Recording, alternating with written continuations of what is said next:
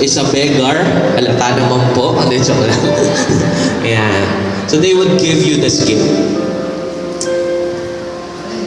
Ayun naman ako tinapay. Wait, pare, mukhang kailangan na kailangan doon ng tinapay, ah. Pare, alam mo ano to eh. One take, one bite. Pero one take, bite, ka na lang. Parang may ako. Sige, bibigyan kita. Pero alam mo, sobrang sarap nito tinapay na to eh. Takot mo ako eh. Sobrang sarap. Bigyan mo na sa akin. Masarap talaga siya. Masarap siya. Bago ka nabigyan, gusto mo malaman paano ginagawa. Sige, ganito. Punta tayo doon.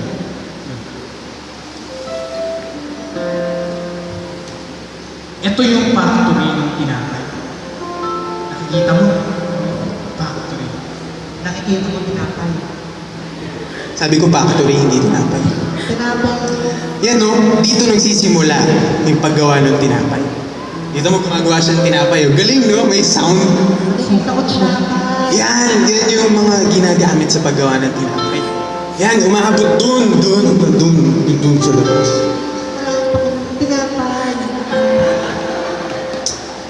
Tapos, ito, museum to.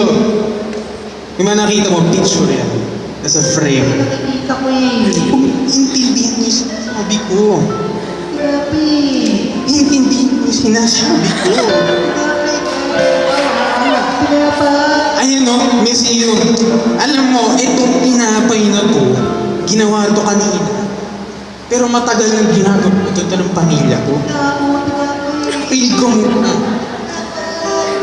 Itong bakery na to, nagsimula to noong 1832. Hindi ko alam. Nagsimula to, hindi ka lang. Nagsimula to 1832. Galing pa yung tatay, great grandfather ko sa China. Tapos pare, pumunta siya dito, tinayo niyo tong bakery na to. It's the best. The best. O pare, labas tayo. Oh, kita mo yun doon? Factory nung cookie? Hindi masarap doon. Fake yung gamit nila doon. Process yun. Yung factory nun doon. Mali doon. O sige, bibigyan na kita. Kulit. Halika. Ito na nga, bibigyan na nga. Stop. Okay. What happened is that he is the owner of the bakery, yes? And this is a beggar, no? He's a beggar and he's asking for a bread. At dumating na sa punto na ang dami niya sinasabi, ayaw niya pa rin bigyan ng tinapay si Kuya. And what happened is that, umalis na lang siya. You know, knowing this story, sometimes we have this thinking, no? We have this thinking, doon na lang ako pupunta, sure bibigyan nila ako.